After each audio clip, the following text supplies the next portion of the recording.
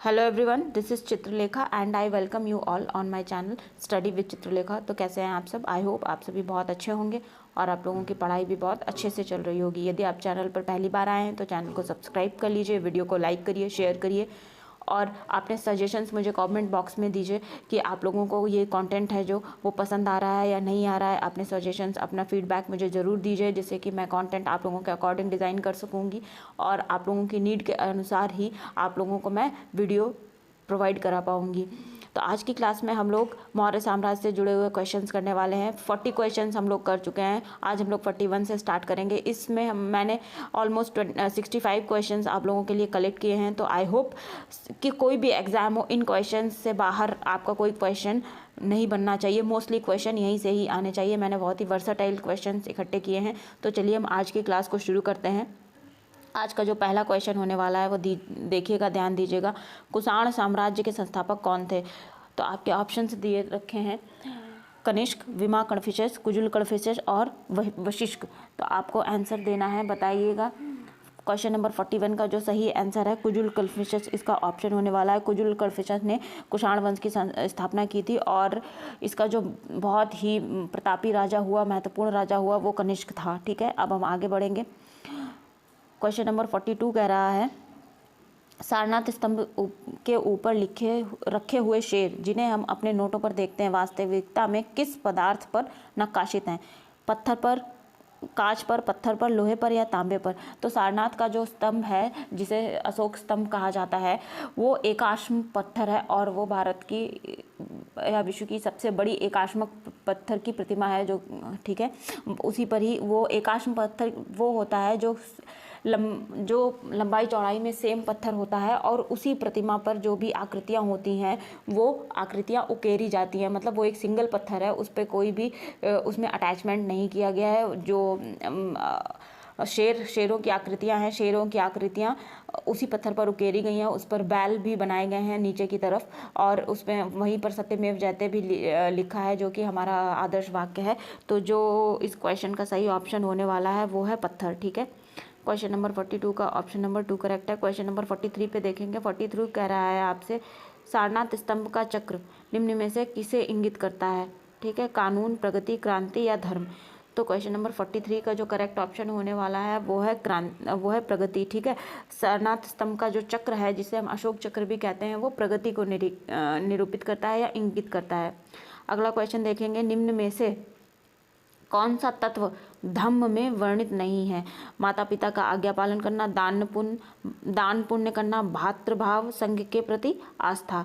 तो question number 44 का जो करेक्ट आंसर होने वाला है वो है ऑप्शन नंबर 4, संघ के प्रति आस्था रखने का कोई भी बात धम्म में वर्णित नहीं है। ठीक है, ये मनुष्य धम्म में ये नहीं बताया गया है कि संघ के प्रति आस्था रखनी है नहीं रखनी है। ये मनुष्य का अपना स्वभाव है, अपना विवेक है कि वो संघ के प्रति आस्था रखेगा या नहीं रखेगा। धमेक स्तूप निम्नलिखित में से किस स्थान पर है? क्वेश्चन नंबर 45 की बात कर रही हूँ। तो आपके ऑप्शंस देखिएगा स्क्रीन पर, बोधगया, सारनाथ, सांची, कौशाम्बी। तो इस क्वेश्चन का जो सही आंसर होने वाला है वो है सारनाथ। सारनाथ में जो स्तूप है वो धमेक नामक स्थान पर स्थित है। क्वेश्चन नंबर 46 देखेंगे। क्वेश्चन नंबर 46, चोल साम्राज्य के संस्थापक का नाम बताइए जिसने तंजौर पर कब्जा किया और जिसके बाद आदित्य प्रथम राजा बना। ठीक है, तो पहला ऑप्शन है गंडरादित्य, उत्तम, राजाधिराज या विजयालय। क्वेश्चन नंबर 46 का जो सही ऑप्शन होने वाला है वो है विजयालय। विजयालय ने तंजौर पर कब्जा किया और कब्जा करने के बाद तंजौर पर कब्जा करने के बाद आदित्य प्रथम राजा बना था और जो कि चोल साम्राज्य का एक प्रतापी राजा था। क्वेश्चन नंबर 47 देखेंगे। क्वेश्चन नंबर 47 में कह रहा है, सारनाथ में स्थित स्तूप का निर्माण महान मौर्य सम्राट अशोक ने किया था। ठीक है, यह भारत में स्थित प्रमुख बौद्ध संरचनाओं में से एक है। कहाँ पर स्थित है वो पूछ रहा है। ठीक है, धौली, धमेक, भरुत या ललितगिरी। तो अभी पीछे क्वेश्चन में भी आया था, सारनाथ में जो बौद्ध स्तूप है स्थित है वो कहाँ पर है? तो वो जो है धमेक में स्थित है, धमेक नामक जगह पर स्थित है। ठीक है, क्वेश्चन नंबर 48 देखेंगे। भारत में चट्टानों को काट कर बनाई गई सबसे पुरानी बची हुई 12 वर्ग गुफाएं निम्नलिखित में से किस काल की हैं? चोल साम्राज्य की, गुप्त काल की, गुप्त साम्राज्य की, मौर्य साम्राज्य की या चेर वंश की, ठीक है। तो हमें बताना है क्वेश्चन नंबर 48 का करेक्ट ऑप्शन जो होने वाला है वो ऑप्शन नंबर 3 होने वाला है।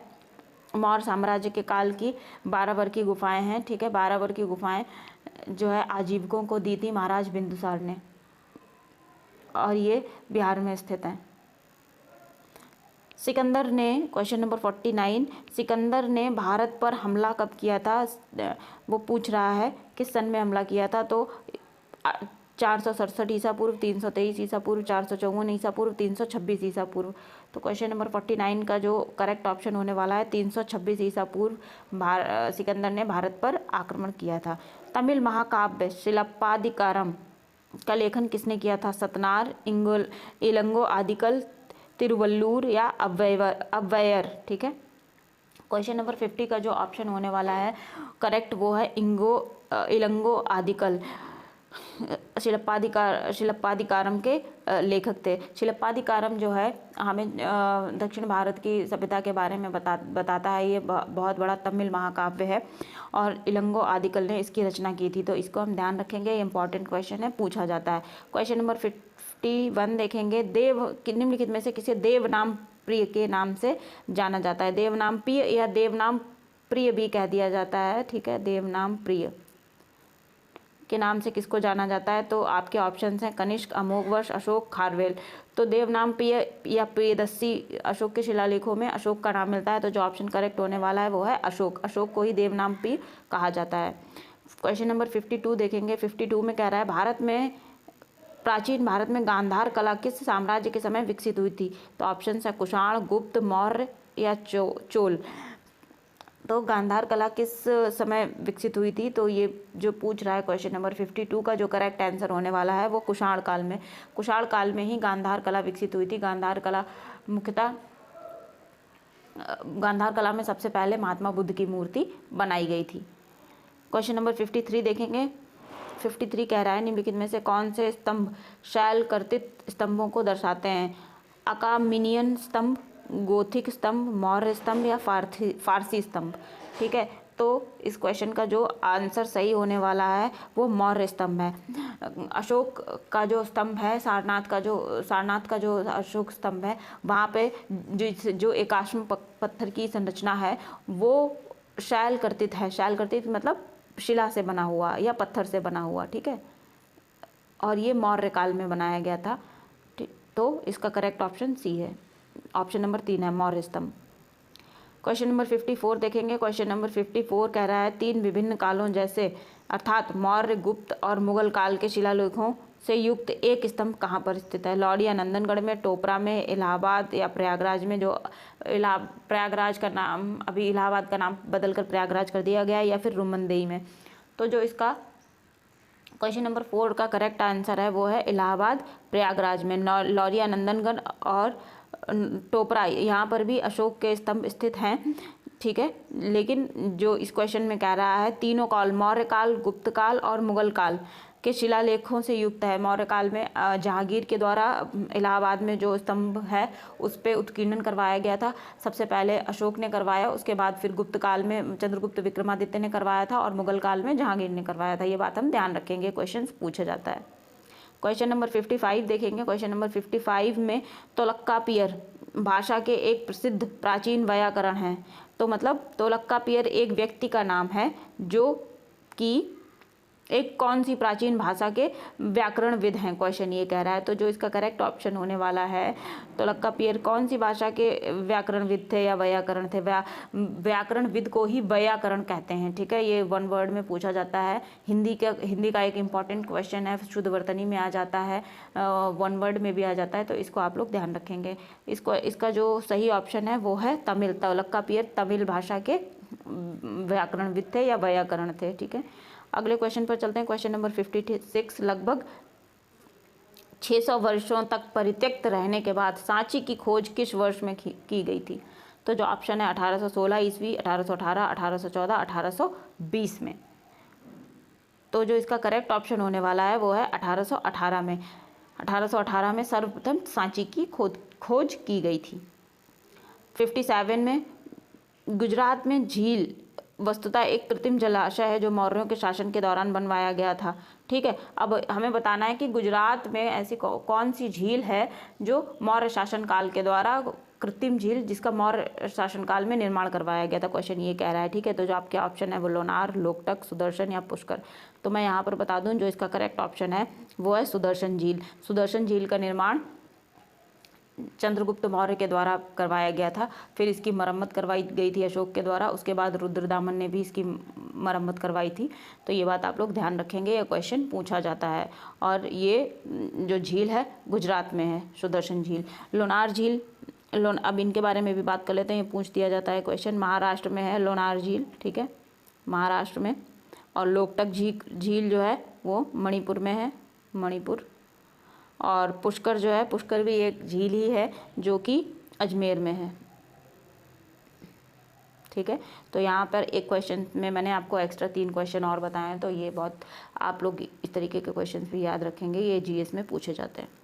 विक्रम संवत का आरंभ कब हुआ था, हम देखने वाले हैं। तो ऑप्शंस हैं 57 ईसा पूर्व में, 55 ईसा पूर्व में, 50 ईसा पूर्व में या 47 ईसा पूर्व में।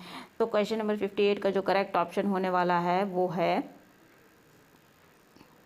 ऑप्शन नंबर 1, 57 ईसा पूर्व में विक्रम संवत का आरंभ हुआ था। ठीक है, 59 में इसमें से किस राज्य में अशोक की जौगढ़ शिलाराजाज्ञा रॉक एडिक्ट स्थित है। तो आप जौगढ़ जो है जगह का नाम है, जौगढ़ शिलालेख कहाँ पर स्थित है, क्वेश्चन बेसिकली पूछ ही रहा है। तो जो ऑप्शंस हैं वो हैं उड़ीसा, उत्तराखंड, आंध्र प्रदेश और गुजरात। ठीक, क्वेश्चन नंबर 59 का जो करेक्ट ऑप्शन है वो है उड़ीसा।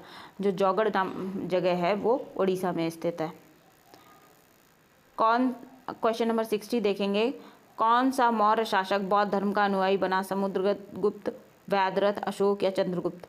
जो चंद्रगुप्त मौर्य थे ये जैन धर्म के अनुयायी थे। ठीक है, वैदरथ भी था जो, ये भी जैनी था। समुद्रगुप्त गुप्त साम्राज्य का था, मौर्य काल का नहीं था। तो जो अशोक है ये बौद्ध धर्म का अनुयायी था। ठीक है, तो क्वेश्चन नंबर 60 का जो करेक्ट ऑप्शन होने वाला है वो है अशोक। अशोक बौद्ध धर्म का अनुयायी बना था। प्राचीन भारत में वाकाटक राजवंश का संस्थापक कौन था।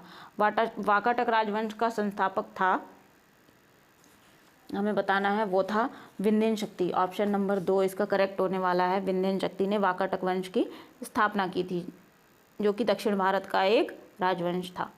क्वेश्चन नंबर 62 देखेंगे। क्वेश्चन नंबर 62 में कह रहा है निम्नलिखित में से किस शासक ने अपनी प्रजा और राज्याधिकारियों के लिए पत्थर की सतहों पर अपने संदेश उत्कीर्ण करवाए। अशोक, चंद्रगुप्त प्रथम, बिंदुसार या चंद्रगुप्त मौर्य। तो सबसे ज़्यादा शिलालेख या शिलालेख, गुहालेख, स्तंभलेख ये सब कुछ अशोक ने करवाया। तो जो इस क्वेश्चन नंबर 62 है इसका करेक्ट ऑप्शन है ऑप्शन नंबर 1। चंद्रगुप्त ने के खिलाफ विद्रोह का नेतृत्व किया और उन्हें पराजित किया। अब चंद्रगुप्त ने किसके खिलाफ नेतृत्व किया था, विद्रोह का नेतृत्व किया था। हमें ऑप्शंस बताने, शिशुनाग, कुषाण, हर्यक या नंद। तो चंद्रगुप्त मौर्य की यहाँ पे बात कर रहा है। चंद्रगुप्त मौर्य ने क्या किया था, नंदों के खिलाफ, जो घनानंद था, नंद वंश का आखिरी शासक था, उसके खिलाफ जो विद्रोह हुआ था उसका नेतृत्व किया था। और घनानंद को अपदस्थ करके चंद्रगुप्त चाणक्य की सहायता से मगध का राजा बना, उसने मौर्य साम्राज्य की स्थापना की। इसको हम ध्यान रखेंगे, इंपॉर्टेंट क्वेश्चन है। कंटक शोधन नामक न्यायालय का प्रचलन किस साम्राज्य में था। कंटक शोधन एक न्यायालय है। तो ऑप्शन देखिएगा, कुषाण, मौर्य, चोल और राष्ट्रकूट। तो जो इसका करेक्ट ऑप्शन है वो है मौर्य काल। ठीक है, कंटक शोधन जो था फौजदारी न्यायालय होता था, इसका प्रचलन मौर्य काल के समय था। आगे देखेंगे क्वेश्चन नंबर 65। क्वेश्चन नंबर 65 पूछ रहा है, अशोक के लघु शिलालेख भारत के विभिन्न भागों में पाए गए हैं। कर्नाटक के निम्नलिखित में से कौन से स्थल पर अशोक के लघु शिलालेख नहीं मिले हैं। ब्रह्मगिरी, गविमठ, रूपनाथ या मास्की। तो जो इस क्वेश्चन का करेक्ट ऑप्शन होने वाला है वो है ब्रह्मगिरी। ब्रह्मगिरी में अशोक के लघु शिलालेख नहीं मिले हैं, ब्रह्मगिरी में गुहालेख मिले हैं। ठीक है, इस बात को हम ध्यान रखेंगे। तो इस प्रकार से हमने मौर्य साम्राज्य से जुड़े हुए कुल 65 क्वेश्चन सॉल्व किए हैं। इन 60 मुझे ऐसा पूरा विश्वास है कि इन क्वेश्चन से बाहर एग्ज़ाम में क्वेश्चन नहीं जाना चाहिए, ठीक है। तो ये क्वेश्चन आप लोग बहुत अच्छे से तैयार कर लीजिए, याद कर लीजिए। वीडियो को बार बार रिवर्स करके देखिए जिससे कि क्वेश्चन आपको याद हो जाए। वीडियो पसंद आएगा तो लाइक करिए, दोस्तों के साथ शेयर करिए, चैनल को सब्सक्राइब करिए, बेल आइकन प्रेस कर दीजिए, नोटिफिकेशंस में ऑल कर दीजिए जिससे कि आने वाले सभी वीडियोज़ की जानकारी आपको सबसे पहले मिल जाए। और चैनल को प्लीज़ सब्सक्राइब करिए और अपने सजेशन भी मुझे कमेंट बॉक्स में ज़रूर बताइएगा।